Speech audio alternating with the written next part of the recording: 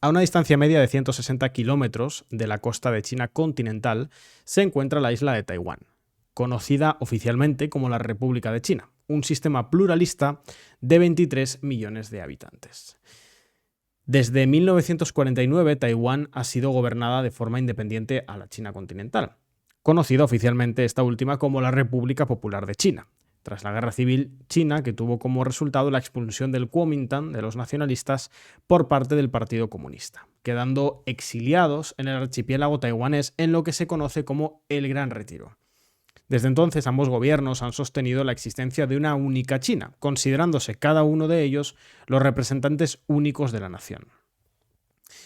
Desde la salida del continente del Kuomintang, liderados por Chiang Kai-shek, la situación ha cambiado y ha evolucionado considerablemente. Habiendo pasado por un proceso de democratización, la posición de Taiwán con respecto a la reunificación es distinta y existe una notable diversidad de opiniones entre los políticos. En la población, no obstante, las encuestas muestran que la mayoría de los taiwaneses rechazan la reunificación con la República Popular de China, pero tampoco apoyan una inmediata independencia formal. Parecería que la gran mayoría quiere mantener por ahora el statu quo. Bueno, hoy en el 29º capítulo del Mundo al Detalle hablamos de Taiwán, uno de los potenciales conflictos a escala internacional que serían decisivos en el caso de emerger y una de las prioridades, si no la principal prioridad, de la política exterior del gobierno del Partido Comunista de China en la China continental, del gobierno de Pekín. Vamos ya con este 29º capítulo para entender un poquito la historia de Taiwán, su formación como Estado y el encuadre geopolítico que tiene hoy la isla en el marco también de las disputas, de la disputa entre Estados Unidos y China.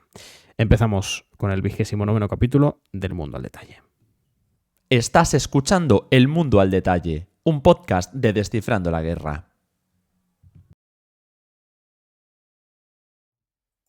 Bueno, y si hablamos de Taiwán, evidentemente tenemos que retomarnos a la Guerra Civil China, a mediados del siglo XX, para comprender pues, cómo los comunistas en China, cómo el Partido Comunista de China logra ganar en esa guerra civil, que se dio, por cierto, en parte en el marco de la resistencia contra el imperialismo japonés dentro de China, y que da como consecuencia que los comunistas chinos funden la República Popular de China, pero con esa espina clavada de lo que fue en paralelo la fundación o la continuidad, en cierta medida, de la República de China en la isla de Taiwán, gobernada por el Kuomintang. Desde entonces, como hemos dicho, ambos se han reclamado los gobiernos legítimos de la nación china, llegando a un punto, tras décadas y décadas de cronificación de esa separación, que hoy tiene consecuencias políticas dentro de Taiwán, una isla en la que, por cierto, viene ganando las elecciones de manera sistemática un partido que es, en cierta medida, independentista, con respecto a la propia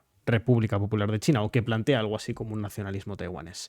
Para hablar de este tema, para entender mejor Taiwán, pues tenemos el gusto de contar hoy con nuestro compañero Ángel Marrades. Ángel, bienvenido.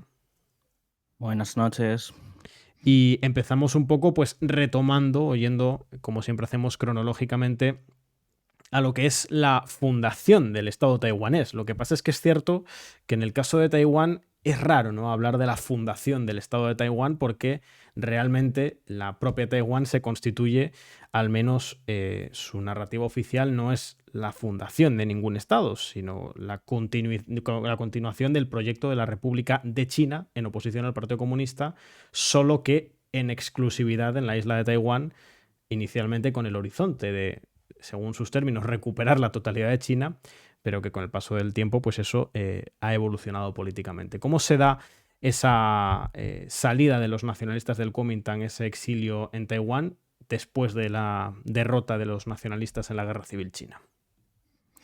Bueno, aquí, como dices, hay bastantes narrativas. Es importante, digamos, ver la conflictividad entre distintas posiciones respecto a los nacionalistas taiwaneses y los nacionalistas chinos. Y hay que tener muy en cuenta el papel que juega Japón en todo esto, ¿no? Porque, como comentabas al inicio, es la guerra por la liberación nacional contra la opresión japonesa, ¿no?, lo que vehicula todos estos conflictos. Empezando en un primer lugar, si vamos más a lo más lejano históricamente, la Primera Guerra Sino-Japonesa en 1895, en la cual es cuando Japón toma posesión sobre lo que es la isla de Taiwán, después de unos tratados en los cuales cuales se rinden estos territorios por parte de lo que entonces era el Imperio Qin, que era bueno, el último imperio de las dinastías chinas, ¿no? En ese momento, de hecho, hubo un brevísimo periodo en lo que se crea una república de Formosa. Formosa es como se llamaba la isla antiguamente por las potencias coloniales que tuvieron presencia en el territorio, como fueron los neerlandeses o los españoles. Y aquí digamos que ya tenemos una primera brevísima experiencia por la cuales pues, algunos nacionalistas taiwaneses se retrotraen, pero la realidad es que hay que poner pinzas a esto, ¿no? Es decir, hay experimentos y no podemos, digamos, establecer ningún tipo de continuidad exacta entre el actual Taiwán y la República de Formosa de entonces, sino que, bueno, lo que hay es, digamos, una serie de narrativas nacionales. Y lo que tenemos durante tanto la primera como la segunda guerra sino-japonesa, es decir, es el nacimiento del nacionalismo chino que ayudará, digamos, a conformar y vehiculará, digamos, este conflicto. En este sentido, durante la Segunda Guerra Sino-Japonesa, que es en el 1937, que forma parte de todo ese periodo de la Segunda Guerra Mundial, lo que tenemos también es que muchos taiwaneses conforman asociaciones dentro de la China continental, luchan con el resto de chinos por la liberación nacional, ya sea en forma, digamos, mediante el Partido Comunista, que era un partido pues eso muy principal, ¿no?, en este conflicto, o ya fuera con el Kuomintang, que era el partido nacionalista. La realidad, ¿no?, es que al final en esta guerra civil, que termina en 1949, incubada, ¿no?, dentro de la liberación contra Japón, básicamente el Partido Comunista se convierte en el partido nacional, por así decir, en el mejor representante de las aspiraciones a la liberación nacional, frente a un Kuomintang que siempre tiende a ser timorato, ¿no? Tiende a pactar a un momento con los japoneses, se ve obligado después a romper, digamos, esos pactos y aceptar, digamos, la posición de unidad, lo que es el Frente Unido, que imponen los comunistas, y también, pues bueno, los acuerdos muchas veces con los británicos o los estadounidenses. Entonces, ese es en ese contexto, digamos, y con el ascendente del movimiento comunista dentro de China, ¿no?, que poco a poco los del Kuomintang se ven viendo cada vez más derrotados, ¿no?, dentro del conflicto, van retrocediendo y en un primer momento toman la isla de Taiwán con la rendición de Japón en 1945. Básicamente los aliados, digamos, mediante la celebración de una rendición, los japoneses ceden el control de la isla al Kuomintang. En ese primer lugar, en el 45, siguiendo, vamos, la Declaración del Cairo, que es la declaración en la cual se establece, según el instrumento de rendición de Japón, la cesión de estas islas. Y en segundo lugar, la Declaración de Potsdam. Esta devolución de territorio, sin embargo, es un poco ambigua, es decir, hay algunos conflictos historiográficos en torno a si realmente suponía ya la reunificación de esos territorios a China o si la devolución de esos territorios era meramente una cuestión de control de facto, pero no control de jure.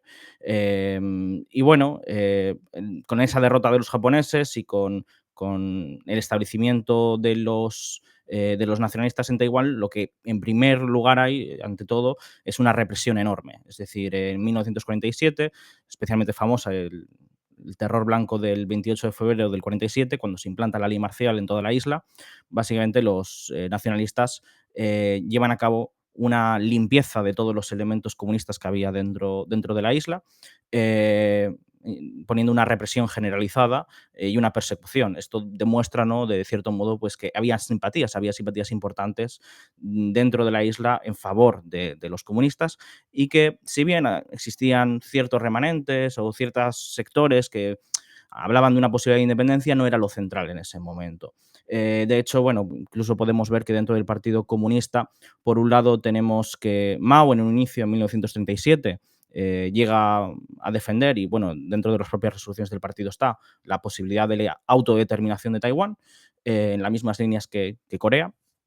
Pero que ya en 1949, con la situación de la guerra civil y con la toma de la isla por parte del Kuomintang, básicamente la consigna que se defiende ya por entonces es la de la unidad del conjunto de la nación china. Y en ese sentido, pues básicamente es un reajuste, ¿no?, a las condiciones de la guerra civil, en las cuales básicamente pues, la isla ya está claramente, ya está bajo el poder de una de las fuerzas en conflicto dentro de la guerra civil. Y es en 1949, ¿no? Bajo ese estatus que se da la división. Una división que básicamente deja un expediente de la guerra civil y que no queda resuelto y que se traslada al siguiente periodo. Y bueno, Taiwán después, una vez se forma como tal, una vez el Kuomintang se mantiene ahí en la isla después de la guerra, va a jugar un papel importante en el marco de la Guerra Fría, evidentemente como aliado de los Estados Unidos. Va a jugar un papel, lo has deslizado, bueno, has nombrado por ejemplo a Corea, ¿no? Pero juega un papel parecido a otros como la propia Corea del Sur, pero hay otros estados, no solo en la región Asia-Pacífico, sino más allá de ella también, que juegan papeles similares, ¿no? Al que se le reservaba en cierta medida a Taiwán. Es decir, un territorio, un gobierno al cual Estados Unidos apoya financieramente, sustenta en el plano ideológico, lo sustenta además en los años previos a la democratización o a la liberalización del sistema político taiwanés, que ese quizás es uno de los detalles más importantes, que es lo que también sucede en el caso de Corea del Sur, que tenemos un capítulo del Mundo al Detalle específicamente sobre ello. Porque la idea era que Taiwán jugase un papel importante en el marco de la Guerra Fría. Lo termina jugando incluso más allá. Pero entiendo que podemos hablar un poco sobre el enfoque que Estados Unidos le da a Taiwán como parte de su estrategia en la región Asia-Pacífico y también como parte de su estrategia global anticomunista, no solo como parte de esa Guerra Fría con la Unión Soviética, sino directamente como bueno, pues esa proyección que puso Washington encima de la mesa de limitar el crecimiento o la consolidación de movimientos o gobiernos de corte socialista en el sur global. Entiendo que Taiwán juega un poco este doble papel, ¿no? Se le presumía un rol importante en clave geográfica, en clave estratégica, pero también un papel importante en clave política e ideológica, en oposición a los gobiernos comunistas. Sí, así es. Básicamente, Taiwán ocupa un eslabón fundamental en la cadena, digamos, de fuerzas que buscan, digamos, la contención de la expansión, de la proliferación, como lo conciben los estadounidenses, ¿no? Del comunismo dentro de Asia, formar parte, digamos, de esta gran estrategia de Estados Unidos, eh, digamos, de evitar el crecimiento del comunismo y contenerlo dentro de lo que es básicamente la masa continental. Básicamente la estrategia típicamente de Mahan, ¿no? O de Mackinder también, digamos, de control de los océanos y de presión, digamos, mediante esas fuerzas exteriores, ¿no? Que constriñen la capacidad de influencia de las fuerzas continentales euroasiáticas, ¿no? Aquí, bueno, hay que tener en cuenta, sin embargo, que en un inicio, al final, pues bueno, estamos hablando de periodos distintos, pero en el momento en el cual eso se desarrolla, es decir, esto es una distinción que hacemos desde la historia, ¿no? Desde ese privilegio, pero es algo que en el momento inmediato pues no existe. Entonces, básicamente, al término de la guerra civil, lo que consideramos ahora mismo el término de la guerra civil, con la proclamación de la República Popular China en el 49, en octubre del 49, básicamente los nacionalistas chinos controlan algunos territorios, entre ellos Taiwán, Qimen, las islas Penghu y también la isla de Hainan, que es otra de las islas más grandes que hay al sur de China, eh, que es conquistada por la República Popular China en 1950. Por lo tanto, digamos que era algo en desarrollo aún en ese momento y de hecho se esperaba que ese mismo año, 1950, los comunistas chinos consiguieran tomar la isla de Taiwán, en la que de hecho tenían aún bastantes apoyos, a pesar, digamos, de la represión y de la purga anticomunista que se dio. Aún existían círculos, digamos, tanto de espías como clandestinos en favor de estas fuerzas. Y de hecho, la posición de Estados Unidos en un inicio no es defender el régimen de Chiang Kai-shek, el general que lidera el Kuomintang, ¿no? Piensan que es una persona de poca confianza, muy corrupto, ha demostrado que es un general pues, muy malo, que ha perdido la China continental y se ha demostrado, digamos, como vamos, que no es de confianza para los Estados Unidos. Y entonces en un inicio, cuando Estados Unidos desarrolla estrategia de contención, deja fuera tanto a Taiwán como deja en un inicio fuera a Corea del Sur. Esto, bueno, lo habréis hablado más en este capítulo sobre Corea, ¿no? Que habéis hecho en el Mundo al Detalle, pero evidentemente la guerra de Corea, es decir, no es algo que surja de la división inmediata de la península, en un sentido, digamos, que no eran dos países distintos, era un mismo continente, una misma sociedad, en la cual, digamos, había pues, un intercambio y había, digamos, un sentimiento nacional conjunto, que había una clara aspiración que los estadounidenses impusieron, digamos, la partición sobre todo. De hecho, las tropas soviéticas salieron del norte muy rápido y dejaron, digamos, el autogobierno y la independencia del norte de Corea. Y esto es muy importante porque básicamente la guerra de Corea supone el parteaguas dentro de Asia para la Guerra Fría. Eh, es con la guerra de Corea que Chiang Kai-shek consigue, digamos, el aval de seguridad de Estados Unidos. Porque básicamente a partir de ese momento se considera que no se puede abandonar Taiwán, que es una posición estratégica fundamental para presionar a China, y es ahí cuando se despliega la flota de Estados Unidos en el estrecho, y básicamente los planes de Mao, ¿no? Del Ejército de Liberación, Ejército Popular de Liberación, quedan desbaratados con el estallido de ese conflicto, que, bueno, también hay que tener en cuenta, ¿no? Que no es simplemente una ofensiva del norte contra el sur, en un intento, ¿no? de liberar el sur de la ocupación estadounidense, sino que hay que entenderlo también como parte de los ataques militares que realiza el sur contra el norte de manera continua durante ese periodo. La cuestión es que incluso durante la escalada de la guerra de Corea, hay que tener en cuenta que China participa de la misma para defender al norte, enviando un gran contingente de voluntarios. Es verdad, hay que tener en cuenta que no entran como país en la guerra, sino que lo hacen bajo esta fórmula de voluntarios, pero es un momento muy importante porque MacArthur, recordar, digamos, este sector que no apuesta por la contención, que es la estrategia que en general se llevó por parte de Estados Unidos durante toda la Guerra Fría, el sector, digamos, liberal, pero los sectores, digamos, republicanos, más de derechas, más nacionalistas, planteaban no la contención al comunismo, sino la derrota en su propio territorio. Es decir, incluso una guerra nuclear si hiciera falta. Por esto, digamos, MacArthur fue relevado de su cargo porque quería básicamente lanzar bombas atómicas contra China. Y de hecho, se llegó a planear la apertura de un frente en el sur de China, ¿no? A través de Taiwán como punta de lanza. Entonces, bueno, es a partir de aquí que Estados Unidos estaciona tropas dentro de Taiwán, empieza a entrenar al ejército, empieza a dar apoyo al régimen de Chiang Kai-shek, que Chiang Kai-shek, de hecho, incluso durante el periodo anterior, esos breves meses, había llegado a purgar oficiales del ejército que consideraba poco fiables por ser proestadounidenses, y de hecho hay ciertas conversaciones de que Estados Unidos estaba interesado en que algún militar echara a Chiang Kai-shek del poder. Chiang Kai-shek, por lo tanto, consigue, a pesar, digamos, de todo, de mantener su dictadura bajo esa ley marcial, la cual hay que recordar con la migración cuando básicamente el Kuomintang va a la isla de Taiwán, es una migración de unos 2 millones de personas, principalmente de la provincia de Fujian, que es la inmediatamente contigua, ¿no? A través del estrecho.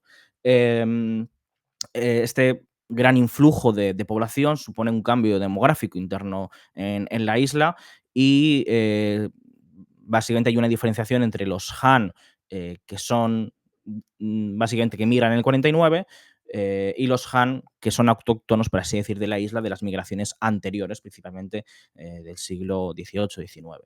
Y bueno, a partir de ese momento, por un lado tenemos que se mantiene esa dictadura militar bajo una fuerte discriminación contra la población local y en favor de los cuadros del Kuomintang, y por otro lado un apoyo muy similar al que hay en Corea del Sur, como has dicho, y como el que hay en Japón, básicamente para ayudar en el proceso de una reforma agraria dentro del país, desde arriba, ¿no? Y un proceso de industrialización acelerada que convierte a Taiwán en una potencia industrial bastante importante en aquellos años. Esto, bueno, viene, digamos, punteado durante la Guerra Fría con toda una serie de crisis, la primera crisis del estrecho, que es del 54 al 55, y la segunda, que es en el 58. Estas crisis también están muy relacionadas con la relación entre China y la Unión Soviética.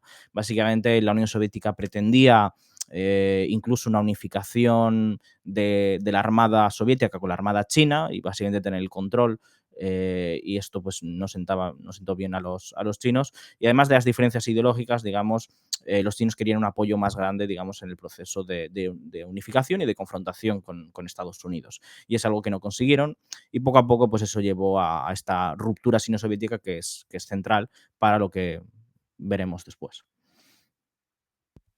De hecho, Taiwán avanza durante las décadas previas al fin de la Guerra Fría, o los años previos al fin de la Guerra Fría, empieza a experimentar un crecimiento económico que nuevamente es un proceso que se puede asimilar al de Corea del Sur, en cierta medida también al de Japón. Es cierto que Japón partía de una base distinta a estos dos ejemplos, pero no dejan de ser tres procesos nacionales económicos en cierta medida paralelos. Y bueno, en torno a la década de los 90 va consolidándose ya lo que es el propio sistema liberal, burgués de partidos taiwanés, ¿no? Y cambia hasta llegar, después iremos a ello, a los gobiernos de Tsai Ing-wen desde el año 2016, que son gobiernos que transforman ya de manera hasta cierto punto definitiva, bueno, no sé si diría definitiva, ¿no? Pero que sí que son un punto de inflexión en la política taiwanesa y en su relación con la República Popular de China. Pero antes tenemos que llegar a lo que fue la década de los años 80 y de los años 90 en Taiwán, que son dos décadas, Ángel, evidentemente importantes para lo que es la conformación del Taiwán actual, no solo por los cambios políticos que acontecen ahí, sino por los acuerdos que se firman en ese periodo y también por los cambios económicos que vive la isla, que venían fraguándose de antes, pero que se terminan de consolidar en esos años. Uh-huh.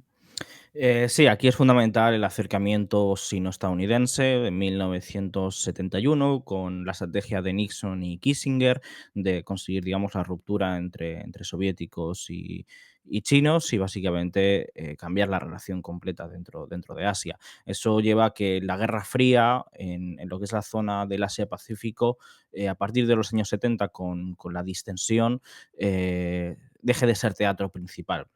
Básicamente, después de la guerra de Vietnam y con la retirada en el 75, lo que es la Segunda Guerra Fría, ¿no? A partir del 79 más o menos, es precisamente un teatro de Oriente Medio, Asia Central y de Europa, pero no, bueno, incluso África, ¿no? Pero Asia-Pacífico quedaba, digamos, fuera de esto, debido a ese acercamiento entre Estados Unidos y China, en un primer momento un acercamiento de carácter más táctico, o al menos, digamos, esa era la intención, y después, digamos, un acercamiento claramente más estratégico con el cambio interno dentro de China, ¿no?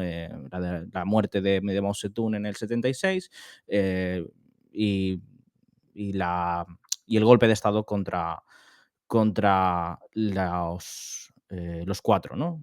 Ahora mismo no recuerdo el nombre. Bueno, la banda de los cuatro, eso. Por parte de la derecha, básicamente, de Deng Xiaoping. Y esto, digamos, pues pone a China en el curso del desarrollo capitalista, ¿no? Y una industrialización de un nuevo tipo que tiene como centro de esta industrialización el capital taiwanés. Y esto, pues bueno, forja un nuevo tipo de relación, ¿no? Por un lado tenemos políticamente que básicamente Estados Unidos retira la mayor parte de sus acuerdos con Taiwán, firma unos nuevos acuerdos más de relación, pero que no exigen la defensa necesariamente de Taiwán, se reduce la ayuda militar, se retiran las tropas estadounidenses y se retira el reconocimiento a la República de China, ¿no? De Chiang Kai-shek, y se pasa un reconocimiento a la República Popular de China, que entra en las Naciones Unidas, que hasta entonces no estaba ahí, era un asiento que ocupaba la República de China. Y esto, pues bueno, es un cambio fundamental en las relaciones con el comunicado de Shanghái, que es la aceptación de la política de una sola China, ¿no? La política de una sola China viene a ser el reconocimiento de que solo hay una China. En el caso de la República Popular, que esa China es la que gobierna Pekín, ¿no? O Beijing, mientras que en el caso del Kuomintang, esa China, digamos, es la de Taipei, ¿no? Pero bueno, este consenso, pues bueno, es un cambio fundamental en las relaciones y desde entonces Taiwán no ha dejado de perder posiciones a nivel internacional, hasta hoy en día, que está en los números más bajos de su historia, ¿no? Y está fuera de la mayor parte de las instituciones internacionales. En el aspecto económico, lo que tenemos es el desarrollo de la red de bambú, básicamente toda esa diáspora china, que no solo se encuentra en Taiwán, también en otras zonas como Shanghái, Singapur, o Indonesia, pero bueno, que principalmente los capitalistas que más invierten en esa industrialización capitalista de China son los del Kuomintang. Y también, digamos, con el desarrollo, esta globalización, ¿no?, durante los años 80 y el desarrollo de estos flujos, que por un lado tenemos el milagro económico de Japón, que básicamente en la medida en la cual se va haciendo, digamos, un mercado más de servicios y más financiero, buena parte, con la burbuja inmobiliaria que se produce dentro del país, buena parte de la maquinaria industrial más pesada se traslada a otros mercados, de lo que son los tigres asiáticos, Hong Kong, Taiwán, Corea del Sur, y básicamente hay una industrialización, digamos, por cascada, ¿no? Es decir, y un avance, digamos, de estas economías dentro de la cadena de valor, cada vez más arriba, hacia los productos tecnológicos de alto valor, y eso va repercutiendo, digamos, a que las industrias más intensivas se van moviendo hacia mercados con mano de obra más barata. Esto es China, básicamente, la China continental, que es, bueno, durante los años 70, además, con toda la crisis económica y el cambio, digamos, hacia el giro neoliberal, ¿no? Con la, digamos, la movilización de industrias de lo que es Occidente, ¿no? Especialmente Estados Unidos, hacia China, buscando esos nuevos mercados de mano de obra barata, pues supone, digamos, un cambio tectónico de fuerzas que convierte a Asia-Pacífico en el principal centro económico del mundo y especialmente, digamos, a China en lo que es la fábrica del mundo, ¿no?, que conocemos hoy en día. Esto vamos con las zonas económicas especiales que crea el gobierno chino dentro del país, y el proceso, digamos, de liberalización poco a poco acaba generando, digamos, unas sinergias y una relación que, pues, es hasta hoy en día lo que podemos ver, que dentro de Taiwán se produce un cambio en el cual, por un lado, los capitalistas, los más vinculados al Kuomintang, pues cada vez tienen una mayor cercanía hacia China continental, y buscan, digamos, mantenerse dentro de esos mercados con sus grandes empresas, mientras que van haciendo, digamos, una clase media cada vez más importante, que va presionando, digamos, por una apertura política, unas reformas democráticas, podríamos decir, ¿no?, hacia ese sistema de partidos, digamos, sistema multipartidista en clave parlamentaria, ¿no? Pues aquí, básicamente, con la muerte de Chiang Kai-shek, llega al poder su hijo, Chiang Shikuo, que, digamos, es el que representa esta apertura, esta posición, digamos, hacia la reforma política con su llegada al poder y la modernización del país. Y esto, pues, culmina, digamos, en los años 90, cuando finalmente se termina con el sistema de partido único de la República de China, y estamos entrando, digamos, en un nuevo tipo de relaciones entre Taiwán y China alrededor del estrecho, en el cual hay un nuevo un status quo que a todo el mundo le interesa porque hay un desarrollo económico gigantesco, y de momento, pues nadie, es decir, el propio Beijing, ¿no?, cambia su posición política de la reunificación a toda costa a simplemente, digamos, a la búsqueda de una reunificación pacífica a través de negociaciones. Que es un método, por otra parte, que Pekín entiende que es efectivo durante década de los 90 y la primera década, podríamos decir, del siglo XXI, incluso la primera mitad de la segunda década del siglo XXI, pero durante este propio siglo XXI hay un cambio político dentro de la República de China, dentro de Taiwán, que es básicamente el auge de las posiciones no necesariamente tendentes a buenas relaciones con la República Popular de China, y que de hecho niegan el horizonte de la reunificación, como es el actual partido de gobierno. Entiendo que esto desarticula en cierta medida la estrategia de Pekín para con Taiwán, y podemos hablar de que esos gobiernos del Partido Progresista Democrático, si no recuerdo mal el nombre, y específicamente los gobiernos de Tsai Ing-wen desde el año 2016, pues son un punto de inflexión en la política de Taiwán y, por extensión, en las relaciones entre la China continental y la isla de Taiwán. Ujú. Sí, podemos dividir, es decir, aquí a partir entramos en el periodo de sistema de partidos de competición, ¿no?, multipartidista dentro de Taiwán, con esa apertura política apertura política en el sentido, digamos, de que el poder ya no está monopolizado en solo, digamos, los intereses del Kuomintang y de los capitalistas alrededor del Kuomintang, sino que hay una apertura hacia ciertos sectores de las clases medias, digamos, hacia los sectores que se conoce como los verdes frente a los azules. Los azules son el Kuomintang por su bandera, por la bandera histórica del Kuomintang, y los verdes pues son el Partido Progresista Democrático, y básicamente hay una mayor participación, una mayor inclusión dentro del Estado de estas fuerzas, y de hecho incluso dentro del Kuomintang se da esa transformación. De hecho, el Kuomintang es el primero, digamos, que empieza a acercarse a esos sectores de las clases medias, realiza, digamos, esa apertura política. Y claro, es decir, aquí en un primer momento lo que tenemos es la estabilización de esas relaciones con China en 1992, con el consenso, este consenso que básicamente es la aceptación de la política de una sola China, pero disintiendo, digamos, de quién es esa sola China, ¿no? Si es la República de China o la República Popular China. Una vez, digamos, estamos en esta estabilización durante los años 90 y los años 2000, como comentabas, básicamente la relación va en buena dirección, y parece que esa estrategia, digamos, de la reunificación pacífica puede funcionar, porque el desarrollo económico va a generar, digamos, una serie de lazos entre la población, flujos, digamos, tanto comerciales como humanos, porque empieza a haber, digamos, viajes alrededor del estrecho, la gente empieza a poder moverse, puede empezar a estudiar en China, la gente de China puede empezar a estudiar en Taiwán, se pueden abrir negocios, se abre, digamos, bueno, digamos, toda una serie de intercambios que permiten hablar en esos términos, y esto, digamos, acaba culminando como su punto álgido en este proceso con el gobierno de Ma Ying-jeou. Ma Ying-jeou llega al poder en 2008 y básicamente es un líder del Kuomintang en ese momento, después de 2 gobiernos seguidos del Partido Progresista Democrático, em, y él viene, digamos, planteando un cambio, un mayor acercamiento hacia China, básicamente. Y aquí es, digamos, el momento álgido en el cual se plantea esa unificación, ¿no? Entre ambas Chinas.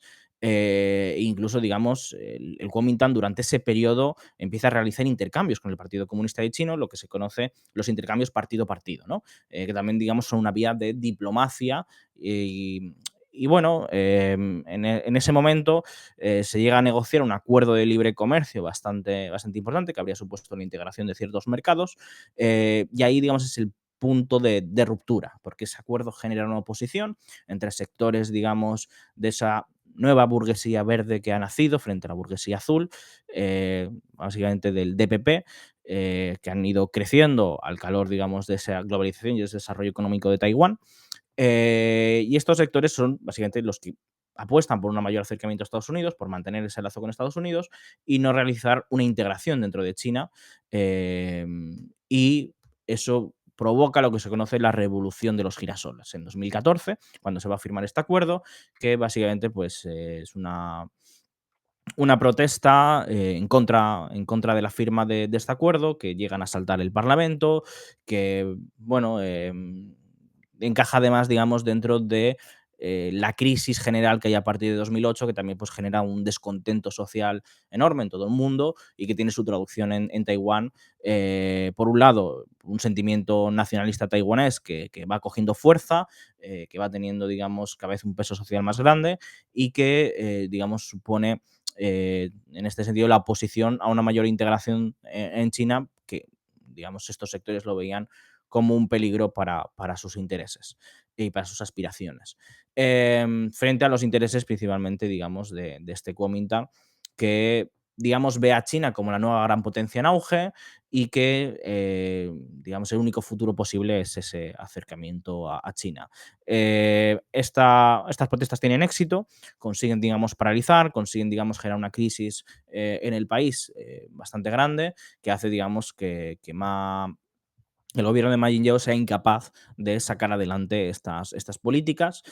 Durante los 2 siguientes años, hasta 2016, su presidencia básicamente languidece y no tiene, digamos, gran capacidad de maniobra después de la victoria en las primarias, en las de mitad de mandato, en las cuales ganan el Parlamento la oposición.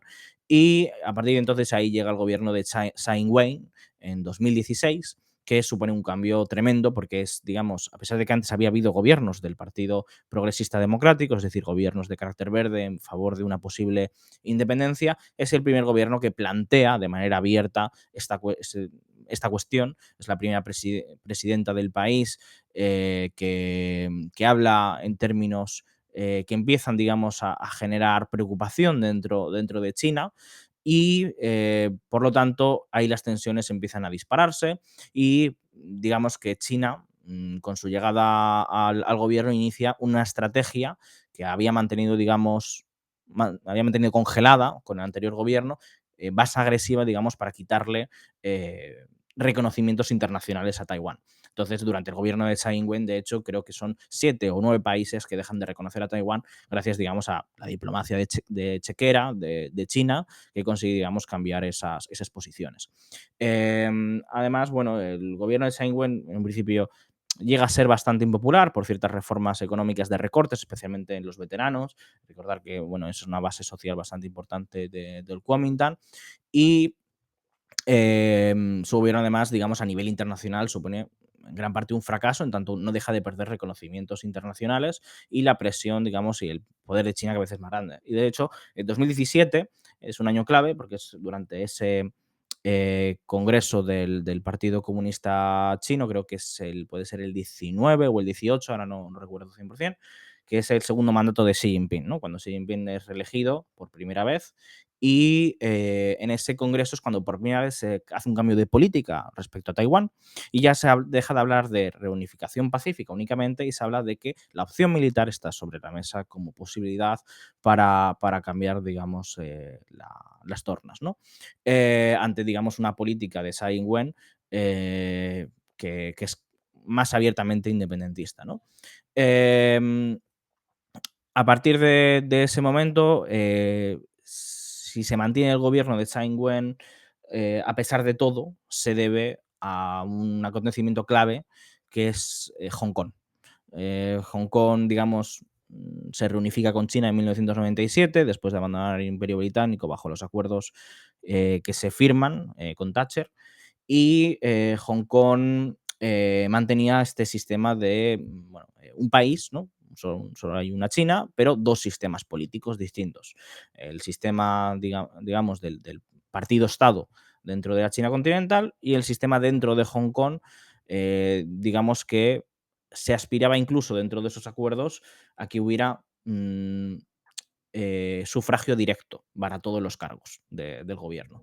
Pero básicamente también hay una cláusula que establece la aprobación de una ley de seguridad nacional y eso genera un conflicto entre las élites de Hong Kong, que no quieren perder poder, y el gobierno de China, que quiere acabar de integrar, ¿no?, a Hong Kong básicamente dentro de su esfera, ¿no?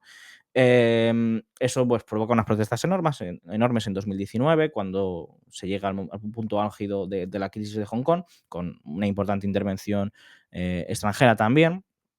Y digamos, la represión llevada a cabo contra las protestas, pues digamos que en el contexto en el cual parecía que el Kuomintang podía volver al poder en 2020, en las elecciones de 2020, Tsai Ing-wen recupera mucha popularidad, recupera digamos, toda la imagen internacional, toda la imagen, digamos, de cara a sus votantes, por el miedo a China, por la represión contra Hong Kong y porque entonces ya, digamos, parece que la opción que ofrecía China de un país, dos sistemas para Taiwán está vacía, ¿no? Es decir, ya ha dejado de tener sentido con lo que se ve dentro de Hong Kong. Y entonces, pues ahí supone, digamos, de nuevo la victoria de Tsai Ing-wen y a partir de ahí, digamos, ha habido un cambio en la política taiwanesa en el cual, digamos, esto se ve en las encuestas de opinión sobre la identidad de los taiwaneses. La mayoría se identifican ya como taiwaneses en este sentido y básicamente muy pocos se identifican únicamente como chinos, ¿no? Creo que es un 3% solo. Como taiwaneses y chinos, sí que hay un porcentaje, creo que un 15, un 20 aún, pero vamos. Es decir, la crisis de Hong Kong supuso un punto de inflexión en este sentido. Bueno, estamos llegando ya a la parte final, nos queda simplemente un pequeño bloque más sobre perspectivas, pero bueno, aprovecho para recordar, si nos estáis escuchando en Spotify, pues que esto también lo emitimos en Twitch y en YouTube, y hacemos un poco la triangulación. Si nos estás escuchando en Twitch, esto lo puedes ver en YouTube y lo puedes escuchar en Spotify, y lo mismo si completamos la hipotenusa o despejamos la hipotenusa si nos estás viendo en YouTube. Y recordad, por supuesto, que tenéis muchísimo más contenido tanto sobre Taiwán como sobre China, como sobre todo el mundo, con artículos y análisis, seminarios, mapas, coberturas, noticias, etcétera. Todo ello en nuestra página web en descifrandolaguerra.es, donde no solo vas a encontrar todo este contenido, sino que además vas a poder también acceder a los diferentes planes de suscripción, donde puedes hacer dos cosas en simultáneo. Primero, aportar económicamente para que Descifrando la Guerra siga existiendo, sea un medio totalmente independiente que sea sostenible en el plano económico gracias a tus aportaciones, y además vas a recibir una serie, dependiendo del plan que decidas al que decidas unirte, vas a recibir una serie de ventajas exclusivas como artículos, newsletters e incluso seminarios. Todo ello, como digo, lo encuentras en descifrandolaguerra.es, así que te animamos a que eches un vistazo y si te parece apropiado, si te parece interesante alguno de los planes, pues que te sumes un poco a la comunidad de Descifrando la Guerra. Vamos con una última cuña y vamos con el bloque definitivo. Descifrando la Guerra es un medio de análisis internacional totalmente independiente. Entra en descifrandolaguerra.es para descubrir todo nuestro contenido y nuestros planes de suscripción. Bueno, y habiendo hecho un repaso de lo que ha sido el desarrollo histórico de la cuestión taiwanesa, vamos un poco con lo que sería la última cuestión, ¿no? Que es más bien respectiva a las perspectivas, porque sabemos que la isla de Taiwán apuntaba a ser un enclave muy importante, quizá el más importante incluso, se ha planteado desde algunos analistas, de esa estrategia estadounidense del pivot to Asia, del giro hacia el Asia-Pacífico que promulga inicialmente la administración Obama en su primer mandato y que después continúan tanto la primera administración de Donald Trump, la administración de Joe Biden y aparentemente, aun con importantes giros en otros ámbitos, todavía mantiene la segunda administración de Donald Trump, que es ese giro hacia el Asia-Pacífico, ese foco central en la presión contra la República Popular de China, dentro de la cual aparentemente pues Taiwán podría llegar a jugar un papel muy importante. Cuando hablamos, Ángel, de la posibilidad de un conflicto en torno a Taiwán, en el que sean protagonistas tanto Estados Unidos como China, hablamos de fechas como 2027, pero sobre todo hablamos de una posibilidad real. Es algo que está encima de la mesa, que podría llegar a ocurrir. Lo hemos estado hablando, pero no sé si nos quieres hacer un pequeño resumen de esas perspectivas que se pueden tener de un eventual conflicto en Taiwán. Ujú. Bueno, a mi modo de ver, la posibilidad de un conflicto en Taiwán, en primer lugar, no se debe, digamos, tanto a Taiwán en un principio. Taiwán, digamos, mantiene la política, a pesar de estos gobiernos que son más provocativos, digamos, hacia China, digamos, la política es la del status quo y es más o menos lo que siguen defendiendo. Digamos que el elemento más peligroso hacia la posibilidad de un conflicto en este momento es Estados Unidos. Y esto es, digamos, ya tenemos hechos sobre la mesa durante los últimos años que apuntan a esta dirección como posibilidad. Estados Unidos, digamos, que mantiene una ambigüedad estratégica en este asunto, en el cual, digamos, por un lado, defiende la política de una sola China y como tal reconoce a la República Popular China, pero no dice nada respecto a cuál es el estatus de Taiwán. Es decir, mantiene, digamos, ahí un vacío, ¿no? En este sentido y por lo tanto, pues podría llegar a defender, en base a ciertas interpretaciones, incluso, digamos, una posible independencia de Taiwán. A razón de esto, pues bueno, por otro lado, China es el otro elemento pues, importante. Aquí, evidentemente, que sí que cada vez, digamos, apuntan a la posibilidad del uso de la fuerza para forzar la reunificación. Y aunque no es por ahora el que está apretando más el acelerador, sí que está respondiendo a Estados Unidos de maneras digamos, como contraparte a las acciones que está tomando Washington. En el momento de crisis más importante que hemos tenido hasta ahora fue en 2022, con la visita de Nancy Pelosi a la isla. Hay que tener en cuenta que Nancy Pelosi no es solamente una congresista de Estados Unidos, sino que es la tercera autoridad del Estado.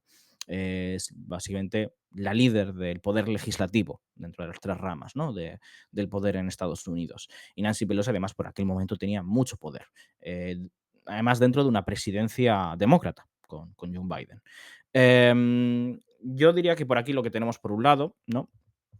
La estrategia de la contención, la estrategia de la Guerra Fría de Estados Unidos y del sector liberal, que han, digamos, defendido durante las últimas décadas y que, bueno, tiene, digamos, ese componente de provocación que hay que entenderlo dentro de la gran estrategia de Estados Unidos y dentro de la situación de la guerra de Ucrania especialmente.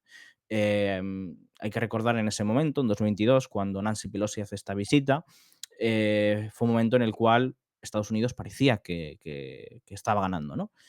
Había conseguido encerrar, ¿no? a Rusia en el conflicto ucraniano, fijar a Europa en ese conflicto con Rusia, y los ucranianos, de hecho, incluso estaban ganando la guerra, se parecía, ¿no? Con las victorias en Gerson y en Kharkov. Ese es el contexto en el cual Nancy Pelosi hace esa visita, básicamente en un momento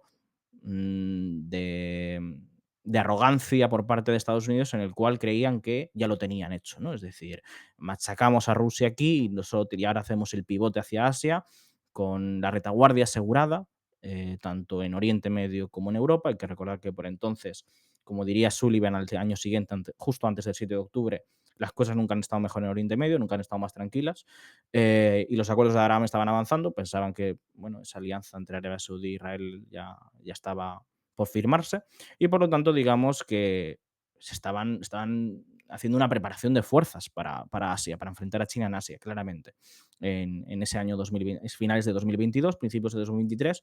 E incluso tenemos una filtración a la prensa que hubo en febrero de 2023 que generó alarma con razón, de un militar, un encargado de logística en el Pacífico del ejército de Estados Unidos, que básicamente decía a los suyos: hay que prepararse para un conflicto en 2025. Eh, la perspectiva por entonces de Estados Unidos en esa estrategia, pues parecía ser, como decía, derrota de Rusia en Ucrania y giro hacia Asia-Pacífico, de cara a ese enfrentamiento en 2025. La situación ha sido muy distinta, la situación ha cambiado claramente, y la llegada de Trump lo atestigua, digamos, en el enfrentamiento interno dentro de las élites de Estados Unidos. Básicamente, Trump lo que está defendiendo es, por un lado, nos habéis puesto al borde de la Tercera Guerra Mundial en una situación desfavorable, es lo que este sector piensa, ¿no? Lo que han hecho Joe Biden durante su mandato, y digamos que, eh, y esto lo hemos visto ahora en los últimos debates que ha surgido respecto a la cuestión de China y de Taiwán, hay que priorizar. Hay que priorizar fuerzas, y la prioridad no es Rusia, la prioridad es China, como enemigo principal a batir por la hegemonía global. Entonces, la estrategia que se está empleando es: hay que soltar peso, hay que abandonar Europa, hay que dejar, digamos, de antagonizar a Rusia. La posibilidad de una quizá neutralización de Rusia en un conflicto con China, y parece que, de hecho, ¿no? En las discusiones internas dentro del Pentágono, por lo que hemos tenido de las últimas noticias, ha ganado el sector que prefiere priorizar, ¿no?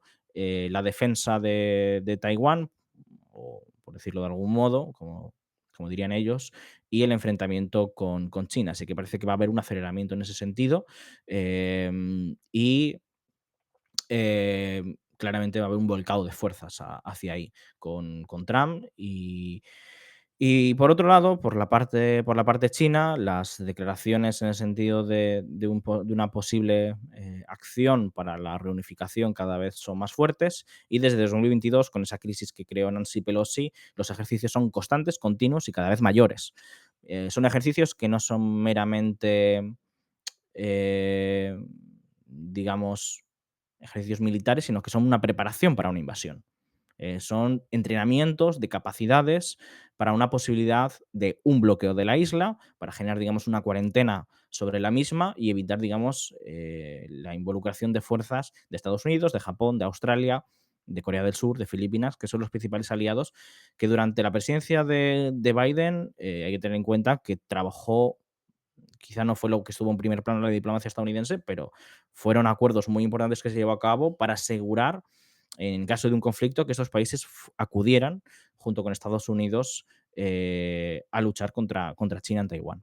Entonces, vamos, ahora mismo con Trump en la Casa Blanca y con lo que ocurrió en Corea del Sur recientemente, ¿no? Con el golpe de Estado, intento de golpe de Estado, eh, parece que las piezas que se habían alineado se están descolocando un poco, están generando, digamos, tensiones internas dentro del bloque de Estados Unidos, pero todo apunta, digamos, em, a que Estados Unidos va a priorizar eso y va a intentar, digamos, que estos países tomen una postura claramente en favor, digamos, del enfrentamiento con China dentro de la isla de Taiwán.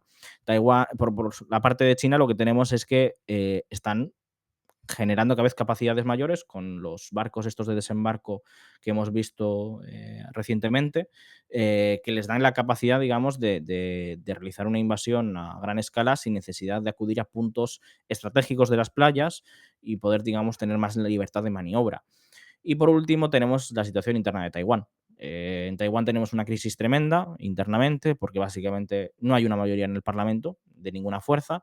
Básicamente la oposición tiene mayoría, pero es una oposición de dos partidos, no de uno, como es tradicionalmente. Em, y entonces el gobierno de Lai Ching-te, que es el actual presidente, como sucesor del anterior presidente Tsai, se encuentra que no puede aprobar la mayoría de reformas, no consigue, digamos, desencajar la política del país, incluso se está llegando a hablar, digamos, en este sentido, de un intento de golpe parecido al de Corea del Sur. Eso generaría, digamos, unas tensiones dentro de Taiwán que podrían, digamos, generar un contragolpe por parte de los militares que son más favorables a un posible acuerdo con China porque están mucho más vinculados al Kuomintang y a estas élites que sí que quieren tener buenas relaciones con la China continental. Entonces, ahora mismo hay posibilidad tanto de que un conflicto se dé por fuerzas externas, en el caso de Estados Unidos principalmente. También es posible que China llegara a hacer un movimiento que tomara la iniciativa en 2027. Ahí está la posibilidad. Pero yo principalmente lo que más me preocuparía ahora mismo son las tensiones internas dentro de Taiwán y lo que eso pueden provocar, generando, digamos, que esa crisis interna se magnifique hacia el exterior y provoque, digamos, algún tipo de movimiento por alguna de las potencias. De lo que se está hablando en concreto, como digo, por parte del presidente Lai, es de una revocación de los parlamentarios del Kuomintang. Hay un procedimiento interno de cara a las elecciones primarias de 2026, pero vamos, sigue siendo algo ciertamente peligroso y que podría generar tensiones, muchas tensiones internas. Y hay que tener en cuenta que cada poco se descubren espías chinos dentro del ejército taiwanés. Es decir, China tiene capacidad bastante de penetración dentro de la sociedad taiwanesa y hoy en día Taiwán, digamos, no existe el nivel de nacionalización y el nivel, digamos, por ejemplo, que podemos ver en Ucrania contra Rusia, para generar, digamos, un bastión antichino. Entonces, yo creo que ahora mismo China parece tenerlas de ganar. Bueno, pues esto ha sido el 29º capítulo del Mundo al Detalle. Recordad que podéis ver el resto de capítulos, por supuesto, ya os he dicho, tanto en Spotify como en YouTube. Tenéis en ambos casos una lista donde los tenéis todos recopilados y, por supuesto, pues todo el contenido extra también en la página web, en descifrandolaguerra.es. Ha sido, como siempre, un gusto estar con vosotros. Gracias a Ángel, como siempre, por haber venido una vez más. Y nada, Encantado. gracias a todos por haber visto el capítulo y nos vemos en el próximo.